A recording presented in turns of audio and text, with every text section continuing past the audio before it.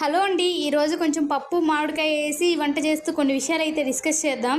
ఫైనల్గా మీ రియాక్షన్ ఏంటో మీరు చెప్పాలి తప్పకుండా. యాక్చువల్గా రీసెంట్గా నేను ఒక టైలర్ షాప్కి వెళ్ళానండి.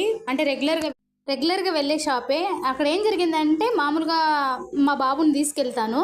వాడు కొంచెం అల్లరి చేస్తాడు. అంటే మరీ ఎక్కువ అల్లరి చేయడండి. అక్కడ ఉండే ఆ వస్తువులు తాడుకోవాలని అల్లరి చేస్తాడు. నేను కంట్రోల్ చేస్తున్నాను. అంతలోనే ఇంకో అంకుల్, ఎవరో కొత్తగా అంకుల్, ఒక 55 ఇయర్స్ ఉంటాయి. ఆ అంకుల్ ఎలా రియాక్ట్ అవుతున్నారంటే, నేను ఈ బాధలన్నీ ఉంటాయని పెళ్లి చేసుకోలేదు, లైఫ్ ఎన్ని జాలీగా ఎంజాయ్ చేసి ఇలా ఉండిపోయాను, మా తమ్ముడు పెళ్లి చేసుకుని ట్విన్స్ పుట్టారు, వాడు అన్ని బాధలు అనుభవిస్తున్నాడు అనేసి అన్నారు.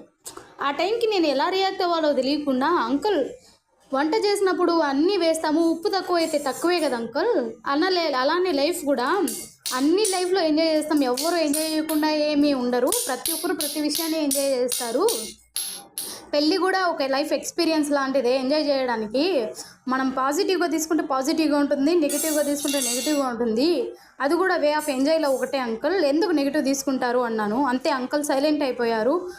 టైలర్ షాప్ అంకుల్ మాత్రం